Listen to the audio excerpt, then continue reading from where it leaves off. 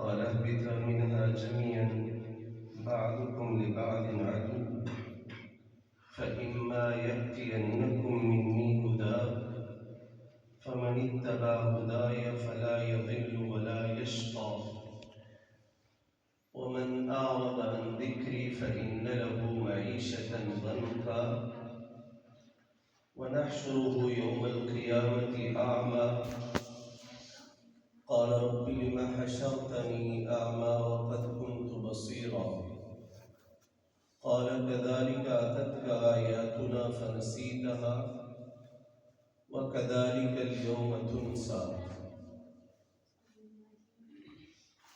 سورہ طٰہٰ کی میرے سامنے چند آیات آ گئی ہیں۔ اس میں اللہ تبارک و تعالی نے آدم علیہ السلام کا ذکر فرمایا کہ جب جنت میں زندگی گزار رہے تھے، آرام سکون والی زندگی، رب نے فرمایا اس جنت کے اندر دونوں میاں بیوی کھاؤ پیو جہاں سے تمہارا دل چاہتا ہے، کھلا کھاؤ لیکن ایک درخت کے قریب نہ جانا۔ اور رب تعالیٰ نے بتلا بھی دیا کہ یہ شیطان تمہارا دشمن ہے اور یہ تمہیں اس جنت سے نکلوا نہ دے، لیکن شیطان اور انسان کا یہ مقابلہ ہے۔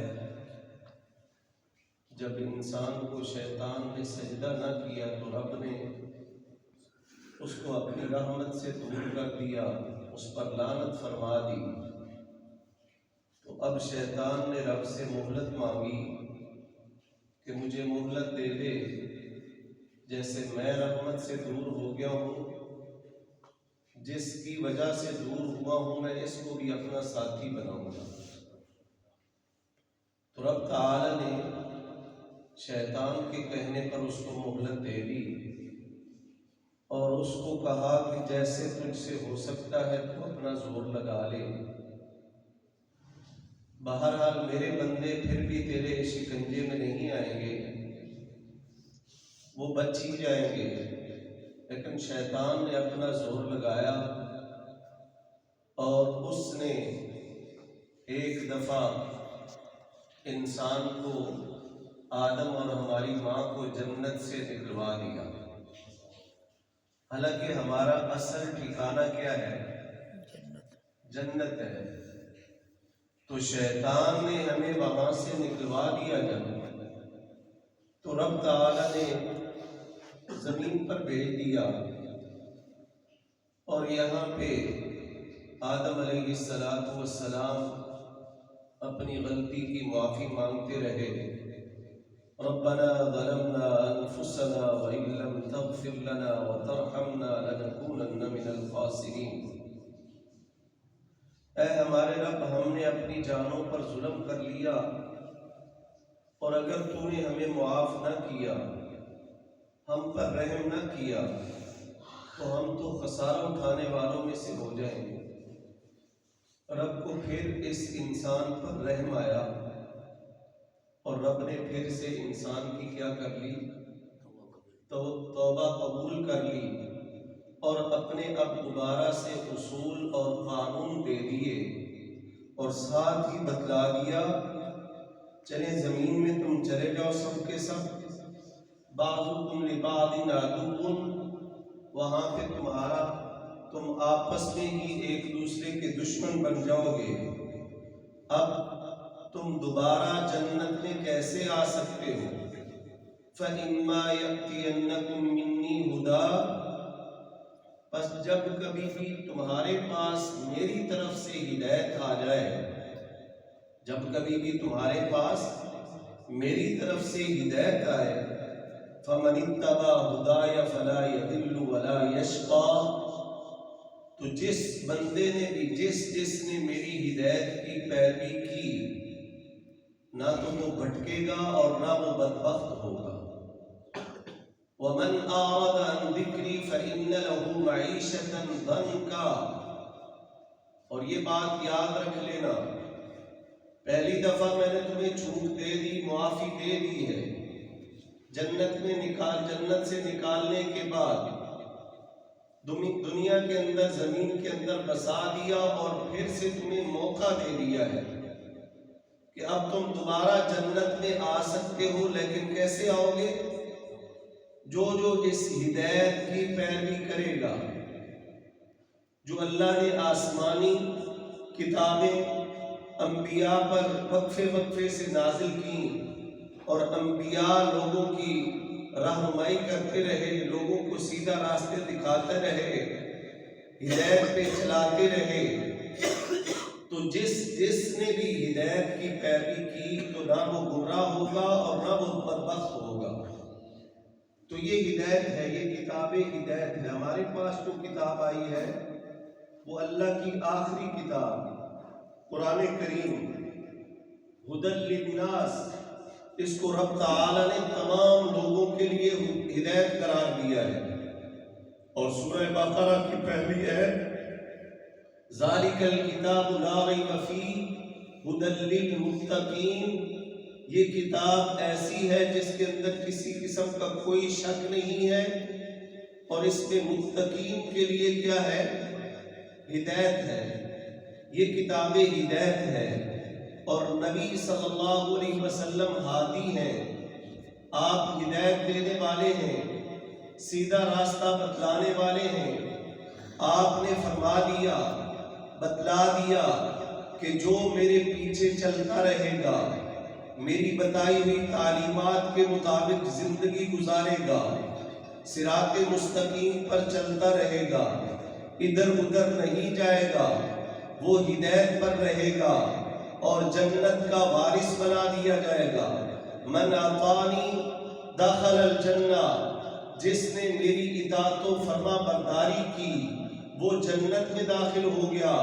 ومن عصانی فقد ابی، اور جس نے میری نافرمانی کی، اس ہدایت سے ہٹ گیا، یقیناً اس نے جنت میں جانے سے انکار کر دیا۔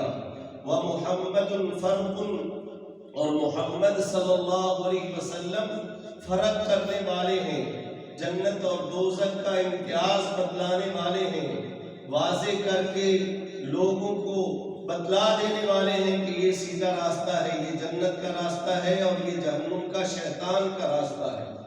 تو رب نے اس ہدایت کے ساتھ ہی فرمایا وَمَنْ أَعْرَضَ عَنْ ذِكْرِي فَإِنَّ لَهُ مَعِيشَةً ضَنْكًا، جس بندے نے ہدایت سے منہ موڑ لیا، میرے ذکر سے منہ موڑ لیا، میری اس کتاب سے منہ موڑ لیا، فَإِنَّ لَهُ مَعِيشَةً ضَنْكًا، اس پر میں اس کی دنیا کو، اس کی زندگی کو تنگ کر دوں گا۔ وَنَحْشُرُهُ يَوْمَ الْقِيَامَةِ أَعْمَىٰ، اور ایسے بندے کو کل قیامت کے دن اندھا کر کے اٹھاؤں گا۔ قَالَ رَبِّ لِمَ حَشَرْتَنِي أَعْمَىٰ وَقَدْ كُنْتُ بَصِيرًا، وہ بندہ کہے گا میرے رب تو نے مجھے اندھا کر کے کیوں اٹھایا جبکہ میں تو دیکھا کرتا تھا دنیا کے اندر۔ قَالَ كَذَلِكَ أَتَتْكَ آيَاتُنَا فَنَسِيتَهَا وَكَذَلِكَ الْيَوْمَ تُنْسَىٰ، تو رب تعالیٰ قیامت کے دن اس انسان سے کیا فرمائیں گے؟ جس طرح تیرے پاس میری آیات آئی تھی، میری ہدایت آئی تھی، جس طرح تو نے میری آیات کو بھلا دیا تھا، ان کو نہ پڑھا نہ سمجھا نہ ان کے مطابق زندگی گزاری، جس طرح تو نے میری آیات کو بھلا دیا تھا، پسے کچھ ڈال دیا تھا، اپنی مرضی کی زندگی گزارتا رہا، ایسے ہی آج وَكَذَلِكَ الْيَوْمَ تُنْسَىٰ، تجھے بھی بھلا دیا جائے گا جہنم میں ڈال کر۔ وَكَذَلِكَ نَجْزِي مَنْ أَسْرَفَ وَلَمْ يُؤْمِنْ بِآيَاتِ رَبِّهِ، اور ہم ایسے ہی سزا دیتے ہیں، بدلہ دیتے ہیں ہر اس انسان کو، من اسرفا، جو اسراف کرتا ہے، حد سے بڑھ جاتا ہے، اللہ کے قوانین کو توڑ دیتا ہے، جو اللہ کے اصولوں کو توڑ دیتا ہے، وَلَمْ يُؤْمِنْ بِآيَاتِ رَبِّهِ، اور اپنے رب کی آیات پر ایمان نہیں لاتا ہے، ہم ایسے ہی اس کو بدلہ دیتے ہیں۔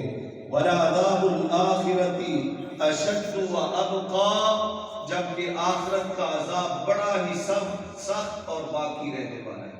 میرے بھائی ساتھی بزرگ، اللہ رب العزت نے یہ قرآن کریم کے اندر صاف اور واضح الفاظ میں ہمیں آگاہ کر دیا ہے، اور رسول کریم صلی اللہ علیہ وسلم نے بھی ہمیں بتلا دیا کہ یہ سیدھے لائنیں کھینچ کے آپ نے سیدھی لائن کھینچی اور اس کے ساتھ چھوٹی چھوٹی ادھر لائنیں کھینچی۔ آپ نے فرمایا یہ جو سیدھی لائن ہے یہ صراط مستقیم ہے، یہ جنت کی طرف راستہ جانے والا ہے۔ اور صراط مستقیم کیا ہے؟ اللہ کی کتاب اور نبی کریم صلی اللہ علیہ وسلم کے فرامین، آپ کی سیرت، آپ کی زندگی، یہ صراط مستقیم ہے۔ اور ساتھ جو چھوٹے چھوٹے آپ نے خط کھینچے، آپ نے فرمایا یہ شیطانی راستے ہیں۔ اس ہاتھ سے صراط مستقیم کا جو راستہ ہے اس پر دروازے لگے ہوئے ہیں، شیطان ساتھ بیٹھا ہوا ہے، تو وہ انسان کو گمراہ کرنے کی کوشش کرتا ہے۔ انما یدعو حزبہ لیکونوا من اصحاب السعیر، شیطان اپنے گروہ کو بلاتا ہے، وہ اپنی طرف کھینچنے کی کوشش کرتا ہے تاکہ وہ کیا ہو جائے، وہ بھی جہنمیوں میں سے ہو جائے، اس کے ساتھی بن جائے۔ میرے بھائی ساتھی بزرگ، اللہ تبارک و تعالیٰ نے یہ زندگی ہمیں ایک بار دی ہے، بار بار نہیں دی ہے، اور ہر انسان کی زندگی، اس کی زندگی جو ہے اللہ تعالیٰ نے محدود رکھی ہے، ایک خاص وقت تک کے لیے ہے، اور پھر ہر انسان نے جانا ہے۔ مرنے کے بعد انسان سے فرشتوں نے جاتے ساتھ ہی اس کو اٹھا لینا ہے اور اس سے سوال و جواب کرنا ہے۔ انہوں نے پوچھنا ہے، ہاں بھی بندے بتا کیا کر کے آیا ہے، کیا کر کے آیا ہے، تیرا رب کون ہے؟ رب کو مانا، رسول کو مانا، ٹھیک ہے، دین کو مانا، دین اسلام کے مطابق اپنے آپ کو چلایا یا نہیں چلایا؟ تو وہ فرشتے اتنی ڈرونی شکلوں والے ہوں گے کہ ان کو دیکھتے ساتھ ہی انسان اپنے حواس کھو بیٹھے گا، اور اگر تو رب کو صحیح معنوں میں جس طرح ماننا چاہیے ویسا نہ مانا، رسول کو جس طرح ماننا چاہیے ہے ویسا نہ مانا، دین اسلام کو جس طرح اپنانا ہے اس طرح نہ اپنایا، تو پھر سارا کچھ بھول جائے گا، اور وہ فرشتوں کے سوالوں کے جواب پر کہے گا، ہیہات ہیہات، ہائے ہائے، مجھے نہیں پتا، مجھے نہیں پتا۔ وہ کہیں گے، ما دریتا وما تلیتا، اور تو نے نہ پڑھا اور نہ سمجھنے کی کوشش کی، تو نے نہ پڑھا اور نہ سمجھنے کی کوشش کی۔ وہ کہیں گے کیسے زندگی گزار کے آ گیا ہے؟ کہے گا بس جیسے لوگ چل رہے تھے، جو کر رہے تھے میں بھی کر رہا تھا، ویسے ہی کر رہا تھا۔ تو فرشتوں کو پاس پھر لوہے کے ہتھوڑے گرزیں ہوتی ہیں، صحیح بخاری کے اندر یہ الفاظ ہیں، آپ نے فرمایا پھر وہ اس کو مارتے ہیں، اور اس کا جسم جو ہے ایک دفعہ اس کا سر اور پورا جسم زمین کے برابر کر دیا جاتا ہے، ریزہ ریزہ ہو جاتا ہے اور چیختا ہے۔ آپ نے فرمایا اگر مجھے یہ ڈر نہ ہو کہ تم اپنے مردوں کو دفنانا چھوڑ دو گے تو میں اللہ سے دعا کرتا کہ تمہیں عذاب قبر سنا دے۔ میرے بھائی ساتھی بزرگ، یہ زندگی تو گزر جائے گی، لیکن اصل زندگی آخرت کی زندگی ہے۔ بل تؤثرون الحیات الدنیا، جیسا کہ رب تعالی نے فرمایا کہ تم دنیا کی زندگی کو ترجیح دیتے ہو، یہ 50-60 سالہ زندگی کے پیچھے لگ کر اپنی آخرت کی زندگی کو تباہ کر دیتے ہو، اور صراط مستقیم کو چھوڑ کر غلط راستوں پہ چل پڑتے ہو۔ بل تؤثرون الحیات الدنیا، تم دنیا کی زندگی کو ترجیح دیتے ہو، والآخرۃ خیر وابقیٰ، جبکہ آخرت کی زندگی بہتر اور باقی رہنے والی ہے۔ تو میرے بھائی، اللہ نے یہ زندگی دی ہے ہمیں حقیقت میں آخرت کی تیاری کے لیے، اس لیے دی ہے آخرت کی تیاری کے لیے۔ اور آخرت کی تیاری کیسے ہو سکتی ہے؟ اس کتاب مبین کو سمجھ کر اس کے مطابق اپنی زندگی گزاریں، یہی آخرت کی تیاری ہے۔ جب ہم اس کے مطابق اپنی زندگی گزاریں گے، ہمارا اٹھنا بیٹھنا چلنا پھرنا سونا جاگنا ہمارا زندگی کا ہر کام اس کے مطابق ہوگا تو پھر ہم کامیاب ہو جائیں گے، دنیا کے اندر بھی اور آخرت کے اندر بھی۔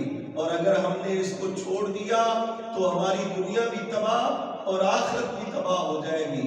یہ دنیا تو گزر ہی جاتی ہے اور گزر ہی جائے گی، اس میں تو کسی ٹائم مل جائے پھر بھی گزارا ہو جاتا ہے، اور نہ ملے بھی تب بھی گزارا ہو جاتا ہے۔ اس دنیا کے اندر تو نبی کریم صلی اللہ علیہ وسلم نے اور آپ کے اصحاب نے پیٹ پر پتھر باندھ کے بھی گزارا کیا، لیکن کیا اتنی زیادہ سختیاں اور تنگیاں آنے کے باوجود انہوں نے ہدایت کو چھوڑ دیا، دین اسلام کو چھوڑ دیا؟